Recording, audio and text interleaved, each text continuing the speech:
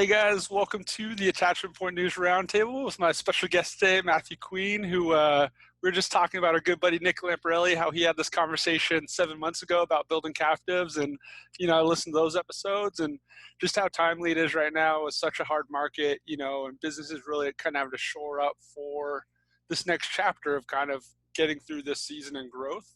But yeah, Matthew, thanks for hopping on and being able to talk captives with us. And, let's educate the audience. I talked to Matthew ahead saying usually we're about 20 minutes, but it's such a big, timely topic. I was like, however long it takes to chew through, this conversation, let's get some good info out there. How you doing today, sir? I couldn't be better. The hard market has finally fallen on us. So it's glorious days for alternative risk financing. So reinsurance, they have just been taking it on the chin. The wildfires, the hurricanes, and then you throw in the pandemic on top of that. Finally, the underwriters have discovered the word no. And as a consequence of that, underwriters are doing their job.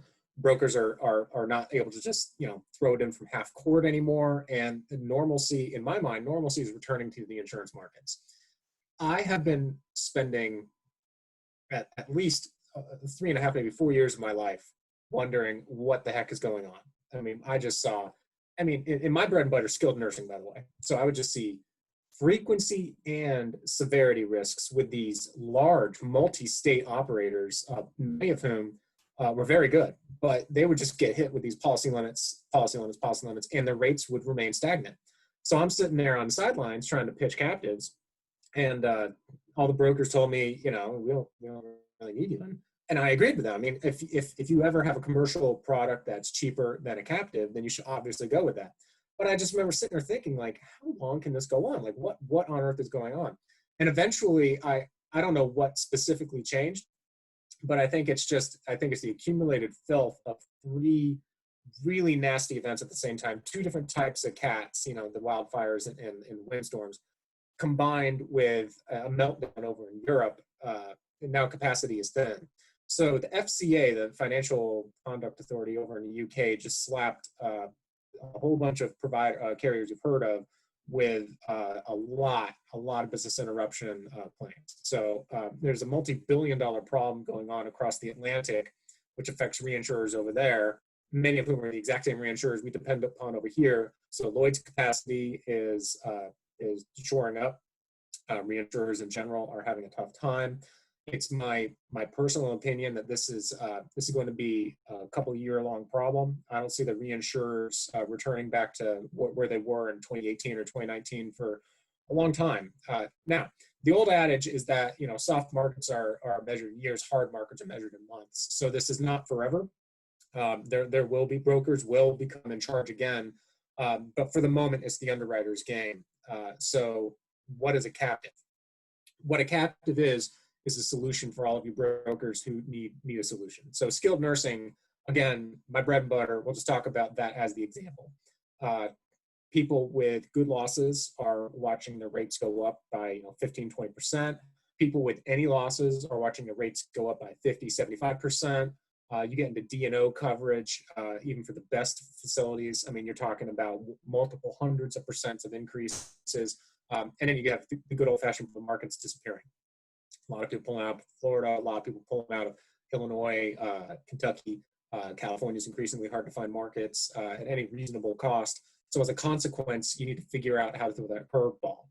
A captive is a very simple solution. From your perspective, the broker, it's probably going to look like a self-insured retention of about $250,000 for GLPL, and then you place commercial insurance above that. So what it does is reduces your commercial insurance premium by a significant chunk because you took the most expensive layer of risk into a captive. From 30,000 feet, the captive looks like a tax advantage savings account. So the premium that you're paying in insurance is all deductible under Section 162 of the Internal Revenue Code. So your same business deduction that you got yesterday, you get tomorrow with the captive. But you want to bifurcate that into the commercial portion, which is a pure cost, that's a deduction, and then you get the portion that you put into the captive. Now, any money you don't spend in the captive is yours. So that whipsaw you just heard is the double advantage of you deduct gross operating income at the top level. And then if you manage your claims real well, then you get to keep that money inside your captive. But wait, there's more.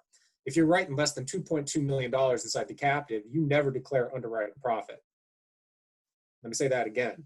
So if you manage your claims real well, and that working layer of risk in the captive is less than 2.2 million bucks, that's all this money sitting there. And you can do whatever you want. You can invest in Bitcoin for all I care, because those reserves can be used to purchase down your commercial premium, basically creating a free insurance. You can invest. You can reward administrators. So let's say you've got multiple facilities. Let's say you're a franchisor. You've got a whole bunch of franchisees. You set up a captive to either take a layer of the working layer of risk or fill some holes in your policy. No claims come through. It's time to pay out bonuses. The bonuses are going to come from the captive. And then you link the success of a bonus to that employee's reward structure. So, for example, we have a skilled nursing facility. You got 10 or 12 different facilities with like 5,000 beds. Something I've liked to do in the past is you sit there and say, okay, Cap is going to reward $800,000. It's got $800,000 worth of dividends. The top 8 facilities get $100,000 bonus. So that administrator just got a whole bunch of money. Now, most of the time, you're not going to give them 100 grand. I mean, a lot of these people, they only make 100 to 150 grand anyway. So probably have to tone that down a little bit. But let's presume you're a franchisor and you have a whole bunch of restaurants. Who are your top 10 restaurants? Who are your top 50%? You want to reward them through the captive. So that's a means by which to incentivize people to reduce the risks. Now, it doesn't matter if it's workers' comp, if it's professional liability, if it's general liability. Risk management works. And here's how. When leadership has their own money in the game, those losses are going to disappear every single time. Totally. Especially when you get down to like small business level. The way I think about captives, and I'm coming into this as a small business agent, been around captive discussions, but haven't really been weeded into one. So it might, also be a helpful beginning point of conversation. It reminds me how if you have a designated savings account and you put like $100,000 in it, you can technically not have auto insurance. Almost like the same principle. Yeah, I don't know anybody who would do that. But for business risk, like you're saying, taking that front side, the most expensive part of the policy off the table, if you have enough cash flow, I think it makes a ton of sense. And yeah, no, I've found it super interesting. Yeah, I listened to 2 back-to-back, podcasts on captives, from Lamparelli a while back. For me, I always thought this would be kind of later down my career. Like right now, we're setting up the bases, working with true small business, even some personal lines in life, really kind of seeing where we'll find our niche. But I've got heavy ties to the manufacturing space, aviation. If I start playing in middle market to larger accounts, it'll be that later. And having a functional knowledge of a captive as a broker is just going to get me into that middle layer where I can compete with the top 100 brokerages, even as a small operator. I think it's such a cool knowledge base to kind of level up on. Yeah. So, I mean, I know a lot of brokers are going to listen to this. So let's talk about, keeping yourself in the game. The first question I get asked is, how do I not get squeezed out? So for me, that's very easy.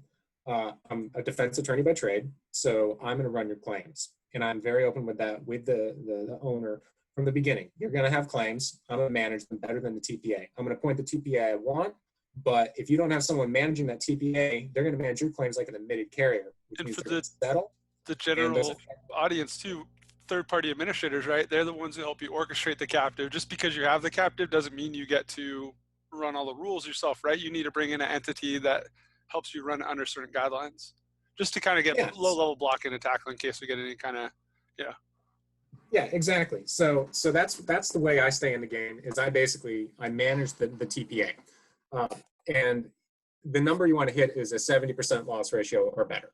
Now that can be done. A lot of people don't think that can be done in some of your high frequency areas. I've done it. Risk management works, but you also have to be mean as a snake. And you also have to remember you're not an admitted carrier. So you can't be settling claims unless there's a breach of duty of care. And so you have to bring the A game to every one of these claims. But if you're a broker, what do? Can you continue to stay on the account if you're a captive? And the answer is yes. Number one, the first thing you want to do is if you're going into a captive, you are now more of a consultant than you were just an insurance agent before. So you're going to want to get all of their business if possible. Now, and obviously everyone wants that all the time, but remember, we're putting his own skin or her own skin in the game. So you're now really kind of managing a huge point of their entrepreneurial strategy. And Risk management I part of it. doubt unless you have the whole pie or most of the pie, you're going to be able to have this conversation. This is a weighty conversation. It's a long-term relationship. It's a big account. Oh yeah. Yeah, I don't know how you get this as a one-off. You know, like I know people, for instance, who are very good at workers' comp, and they get in there, they find people high at risk, you know, X mods, say, hey, you know, I'm going to get this down, but if we're going to work with you on this, if we're going to do all this, we want to take everything, and that's how they market and get business. Yeah, I doubt it would be hard to lead with this, but if the relationship's there, I could see it being a great thing to keep it. Yeah. So the corollary then becomes, okay, what if they put everything in the captive? Not just the first $250,000 layer, but they put every stinking risk in there. Do they still need the broker? And that's where you get smart. So the trick is you need to know who the manager is. And you need to be working with the manager to make sure that you never get squeezed out. Because it's rare that anyone would take all of the risk. General Motors does, Tesla does, Amazon does. But for your middle market accounts, most of the time they're going to finance that $250,000 layer. Depending on the line of business, you know, workers' comp may be 125,000, maybe $500,000, depending on their loss history. So, you know, the less commercial insurance there is, the less money you're making, unless you're working with a captive manager. Because let's face it, if you're a broker, you may have more leads. So you and the captive manager need to get tight, and that's something I'm very open about. You know, and you know that may mean that the captive manager has to take smaller margins, but the captive manager should be depending upon you. So remember who holds all the cards here and just know where the money is. So that's kind of half the battle. If all you're thinking about is commission, then you could end up in a situation, I've seen this happen before, where the captive owner wonders what the hell you're doing there. So I saw a broker negotiated 10% of the net written premium into the captive for workers' comp. He was kicked out after a year. Broker was just selling cheap. And, you know, I mean, if you're selling cheap and they're in a captive, that's as cheap as it gets, and they don't need you in that layer of risk. Now, that broker did keep the benefits and he kept the excess coverage above the captive, but he ended up losing out because he didn't know how to play the game. So I'm telling you right now that the relationship you set up with the captive manager, that's going to be how you win and lose. That's how you stay in the game and don't get squeezed out. Wholesalers are probably cheering right now because they're the first ones who everyone wants to crowd out. So the way to start the conversation, you brought up a good point. How do you start a conversation with captives? Workers' comp is an excellent place to start. Workers' comp is so easy because really you need to be looking at accounts that have $500,000 of each line of business. So every line that you put into a captive, you're not going to be doing well if it's south of $500,000, and even $500,000. I would really want to see a promise of growth. But let's assume we got a smaller account, $500,000 of gross for the workers' comp. What are we going to do? Well, we're not going to worry about risk distribution because I don't want to bore you guys on how a captive works, but you can't just insure a laptop. It needs to have a sufficient number of risks in order for the IRS to say that, yeah, this is a valid business deduction. So if you got $500,000 of premium, you probably have enough employees that I don't have to worry about doing some song and dance with reinsurance and some risk pool. This captive is going to be big enough to stand on its own. So you put the workers' comp in there, and then you get that up and running. In year 2, or maybe in month 6, you add in general or professional liability, depending on the nature of the risk. You know, a restaurant's going to look totally different from construction company. So, you know, let your conscience be your guide.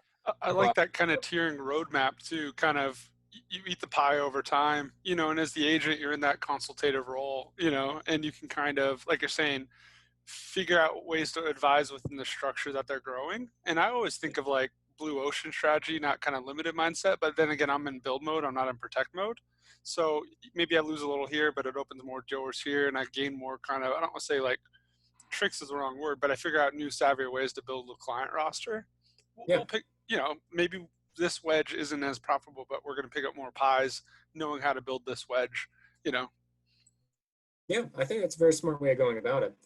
I think the brokers should also know about alternative forms of captives. So there's 3 major ways to have a captive. You got the single parent captive, it's very simple. You have a subsidiary company you set up that insures the parent. Okay.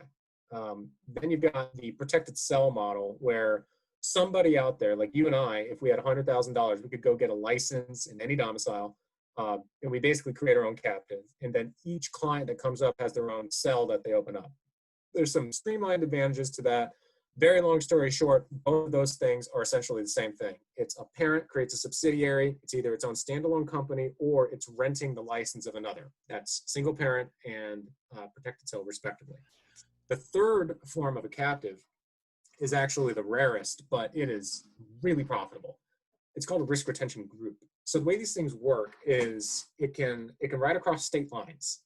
So one of the big debates in health insurance is in order to get the price to go down, you let the insurance carriers ride across state lines, but it's a cardinal sin because of the McCarran-Ferguson Act of 1945.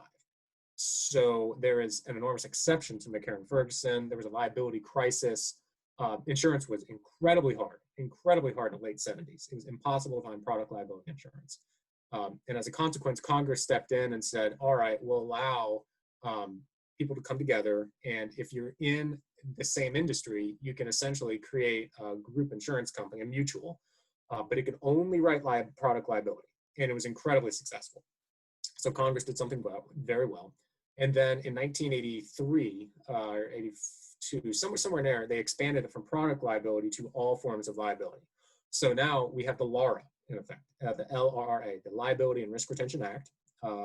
What it does is it permits someone like you or me, if we had a handful of insureds that want to sing Kumbaya and hold each other's hands, they can be the A shareholders of a brand new mutual. And you domicile this sucker in any state you want, Florida, California, Texas, Nevada, it doesn't matter, it's federal law. So you go to a Department of Insurance and you set this thing up. You're gonna need some serious footings for these. $250,000 would be the statutory minimum, but when we're talking big leagues, you need to have about $1 million ready to go. And I have kind of chess pieces to sort of put this into a realistic discussion. I haven't wedged in because the current broker does the commercial, the personal, the health insurance, and brings sandwiches every month. You'd be amazed at how sticky carbs make a business relationship. Yeah. But my it's Pavlovian, my best friend's family, 200-person machine shop. He has other friends, similar companies, some 80, some 400 people, but he knows all these manufacturers. They're out of Southern California, but they're friends with these shops all over the country, maybe down here. So in your playbook, we get with them, they have 10 of these companies, they put together a group, and that starts sharing the risk pool of their friendly competitors that they know, So it's that seems like a way you put something like this into action.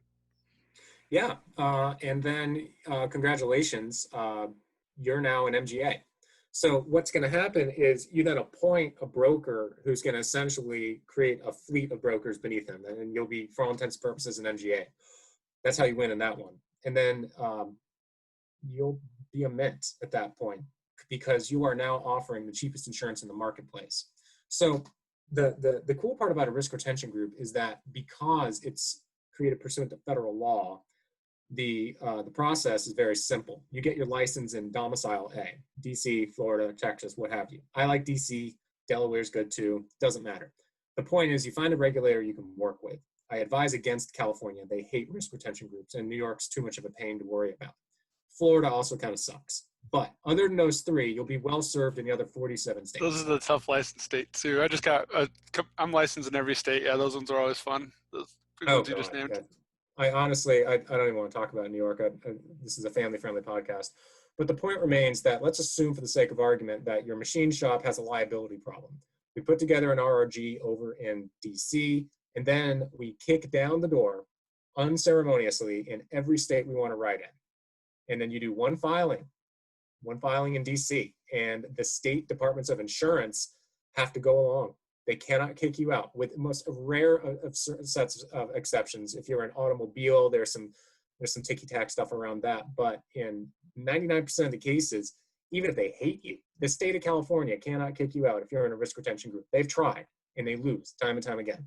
So why are you so cheap? Because you're not regulated. You're regulated by the Department of Insurance in your domicile. So if we set up shop in DC and we kick down the door in Georgia, we're writing whatever rate DC said was okay. Department of Insurance in Georgia doesn't have an opportunity to say no. In fact, what we do is we go to the Department of Insurance of our Georgia or Tennessee or wherever, and we essentially get a certificate to write business there. There's a couple filings you have to do. That should take, in Arizona, you can practically get admitted on accident. I did. It was just, I accidentally sent something down, I thought twice, maybe I should have included some additional information.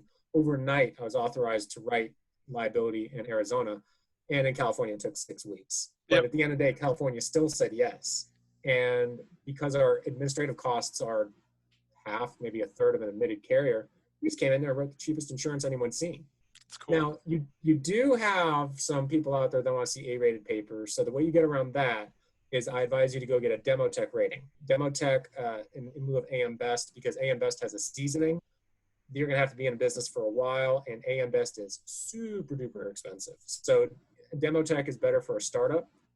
You can get an A exceptional rating if you demonstrate solvency and some firm commitment to underwriting, which you should have. Right. You want to run a good business anyways. Yeah. Yeah. I mean, all these people should be best in class. I mean, like if you're joining the captive dance, you need to be having A shareholders who are very good risks. They've got, a sizable amount of risk in there, something that's, worth our time, and a commitment to risk management. But all those things being said, yeah, you have your Juris Doctorate. Honestly, like the way I tend to break stuff down simply, this to me feels like PhD level work, doctorate level work in a good way. And like you're saying, you need to bring that level of players to the playing field. This is for anybody doing this is not just like I'll say a low cost scheme. It's I'll call it more of a sophisticated structure that enables itself to be very price competitive. It's like yeah. Well, and then we make everyone rich. So the trick about, so here's the law says, a lot of people don't understand how risk retention groups work. So the only people who can be insured by a risk retention group are the owners. So a mistake I've seen made is, we start this thing and then it's static. We have the A shareholders all sitting around, they're self-insuring each other. What's the difference between that and a captive? The difference is we're going to start writing third-party premium. So third-party risks you can technically do with a captive, but oftentimes you're not going to have enough capital in the captive. In other words, you're just going to run out of capacity unless you get some sort of a quota share reinsurance agreement, and oftentimes that's too expensive for the size of the captive. But with an RRG, you're going to bring in all of these other third-party risks, and you're going to make them shareholders. I advise making them B shareholders with no voting rights, so you can satisfy the law while acting like an admitted carrier. And then what you do is you just run it like a normal carrier at that point. I mean, you have an annual yellow book, just like other types of carriers have blue books. You mind your rate and reserve studies with actuaries. You have an underwriter who can dig in their heels. You non-renew aggressively on the B shareholders. And then you just grow that book smartly. If you, theoretically speaking, are offering correctly priced insurance, but it just happens to be cheaper because your administrative costs are lower, you should be able to pick off a lot of best-in-class clients and grow your book smartly. And since you're across multiple states, you don't have to worry about, outgrowing, one spot. Take the best in California, take the best in Tennessee, take the best in Texas, and just be smart about it. Totally. Yeah, I love being licensed everywhere. It's a really unique opportunity. It kind of reminds me of my Berkshire Hathaway B shares. They're, forget what they're at right now, but I get a nice letter. I get to feel like I own part of Berkshire, but I'm not at a board meeting. I don't have voting privileges, so it's cool. You can get them, like you're saying, on board through those shares, but they're not like an active share. That makes sense to hit those compliance hurdles. Yeah. But yeah, so any, I'll say best use cases for you so far? Any companies really stand out? Any verticals you like working with that you've been able to do some cool programs with? Yeah, so I've got so much healthcare background that, it's my opinion that if you're in a skilled nursing industry, you really ought to be looking at a captive. And if you're not looking at a captive, you need to get your losses to a place where you can be looking at a captive. It's been transformational. We can improve star ratings, which improves the resaleability of those skilled nursing facilities on the back end. But you're seeing captives pop up to fill exotic risks all over the place. Amazon put one together because underwriters could not figure out how to do the risk pricing for those Amazon distribution facilities where they have a whole bunch of robots and drones moving packages from here to there. What's the real risk to the employee? Nobody knew how to price it out. So they had a captive. CrossFit put together a risk retention group because when the underwriters looked at a whole bunch of weight going above people's heads, the underwriters said no, and they put together their own RRG, which has been profitable, I might add. So anytime you're dealing with kind of a higher risk industry or somebody who's just best at what they do, they need to seriously consider taking a layer of that risk, reduce the commercial insurance, and take that tax advantage on top of that. Yeah, what Matthew's talking about is, I insure a AI-driven startup, AI-driven security camera startup in Orange County, Mhm. and they use security camera number or security camera like paper, and then they have additional layers on top of it. If you have a risk that doesn't fit like a classic mold or something new, something that's novel, that's what you're saying about creating a captive there too. Like luckily that wasn't too derivative off of what the core product was. But yeah, if it was like security cameras on drones that are delivering packages or something, what I mean? Like something just out of the box where you're not going to find any sort of paper that's close. I could see build something out.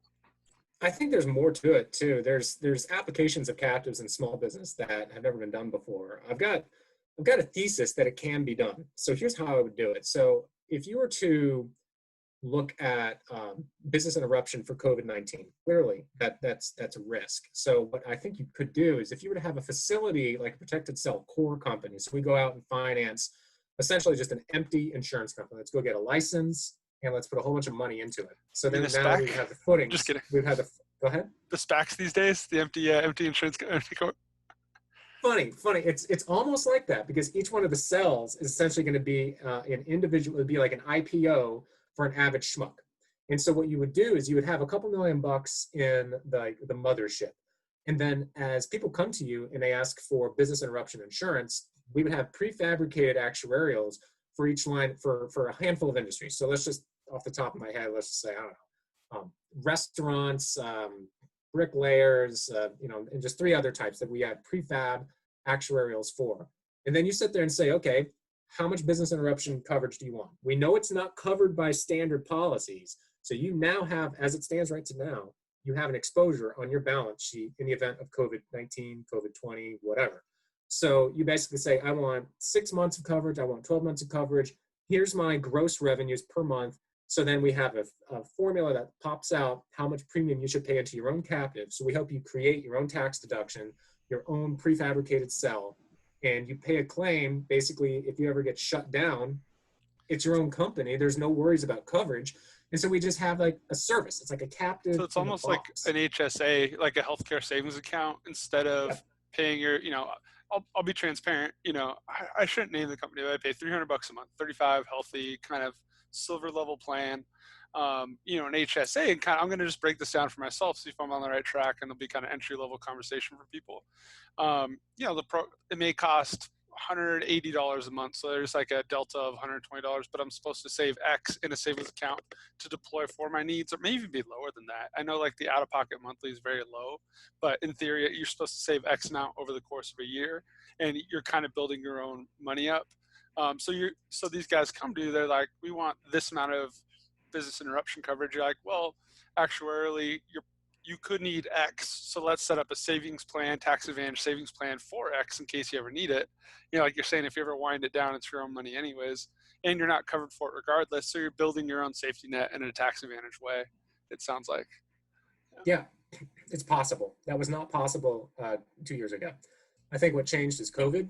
I think that it is a legitimate risk. I think that the IRS would have attacked it 18 months ago for being essentially vaporware. What's the risk of business interruption for a pandemic? Nowadays, the IRS would be laughed out of court. As a consequence, there's now an opportunity for a captive manager with just a little bit of capital. I don't think it would take all that much money to get it up and running. The hard part would be you do need a different actuarial by industry because the risks to a hotel are going to be different to the risks of a donut shop. But if you can find a handful of areas that you'd be willing to basically front the bill for, that's a completely, when I say completely virgin, I mean, literally no one has done it before, and the opportunity to have done it just manifested itself with the creation of all these problems with COVID. So that's kind of that's the brand new thing in captives that I would not be surprised to see someone launching relatively soon. No, that's cool. And I have a contact. We'll finish recording this, and I have an idea for you. But we'll try to. No, it's to me it's fun and interesting, and I've been around life insurance a lot more. I'm helping a Canadian startup come to the U.S., and I've been trying to sell life insurance more, even front load revenue for my own agency. But thinking about how those monies work too, universal life or a whole life product, it kind of all these things sort of remind me of each other. And basically it seems like if you're trying to be conservative, responsible with money, have it deployed towards a specific thing, the tax code can be helpful to you. All right. Yeah, let's talk about life insurance for a second, because we can underwrite a ham sandwich in the captive world. So of course, life insurance and captives go together. I've done one. It was weird. So again, I'm a PNC guy, so I know a little bit about benefits, and life insurance is a mystery to me. Totally. I'm putting my toe in, but yeah, it's a different animal. I feel very funny to have touched them all now, but yeah. It's so here's what they did. So it was the heir to Fortune. He had 40-ish million bucks that he wanted to pass on. So the traditional estate plan would be something like, okay, so I've got 40 million bucks for me, goes to my wife tax free, and then after that goes to my 4 kids in 10 million apiece into 4 different trusts. Okay, resulting trusts, totally routine for an estate of that size. Well, what this guy did was he purchased a fully paid up life insurance policy, and his captive, which he domiciled in the Bahamas, and I got involved because the initial law firm screwed it up, so we re-domiciled it into Turks and Caicos. I found out that what they had done was the captive owned the policy. So you had like this commercial, fully paid up life insurance policy with like 40 million bucks in it. And then the captive was actually the owner of it. So the only asset of the captive was one life insurance policy. And then the policy itself invested in just incredible things, just all over the place, very aggressively, made oodles of money. But because the policy was linked back to the rich guy's life, when he dies, it's life insurance. So it all passed tax-free into the resulting trusts, which still were in effect. So he had this thing in a captive, he had the life insurance, the trusts were the same, but instead of getting 40 million bucks tax-free, they ended up with like $100 million tax-free. And this is in Canada, where their estate taxes are legit. They have real problems there with taxes. And he basically just had this huge loophole in the system. I won't begin to tell you exactly how those things work because there's just too many moving parts. But fundamentally speaking, if you have 10 million plus that you want to move tax-free, you can use fully paid up life insurance as kind of a vehicle to make that happen. Kind of random. So I'm in Orange County. I grew up in like edge of LA County, Diamond Bar, the North Orange County, Centro. We're in Costa Mesa. Nothing fancy, right? Apartment, whatever else. But one of the guys I worked with grew up on Balboa Island. He calls the trust fund guys trustafarians. So a glimpse at the other side. No, these things are all fascinating. What's the best way for people to reach out to you? We'll keep this discussion going, especially throughout this year. It's such a different one. And I'll try to have some side channel conversations with you, and we'll try to have some public ones here too, just for if people want to dig in. Yeah, I'm doing captive consulting right now in my individual capacity. So you can reach me at matthewqueen@gmail.com. Cool. That's MATTHEWQUEN And then beyond that, just look me up on LinkedIn or on Twitter. Shoot me a DM, and we can connect. I've worked with brokers all over the country. At this, I guess, if you include Canada, all over the world.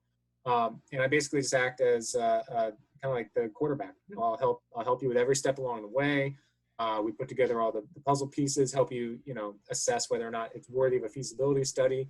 And I only get paid if everything goes forward. So, I make it very easy to work with me. Oh, that's awesome. And for myself, I've been friends with middle market guys. I've seen how they sort of have the added services to like get clients in the door, open the door. I think it's so cool to have, the ability to connect with somebody like yourself to compete at a really high level, to bring interesting advantages to the market, for clients. So I just appreciate the openness. But yeah, we'll definitely have your contact in these show notes and YouTube and all that good stuff. Well, looking forward to skin out for the Insurance Nerds Tribe, and we'll catch you soon. We'll have to do this again. Thanks, Matthew. Thank you very much.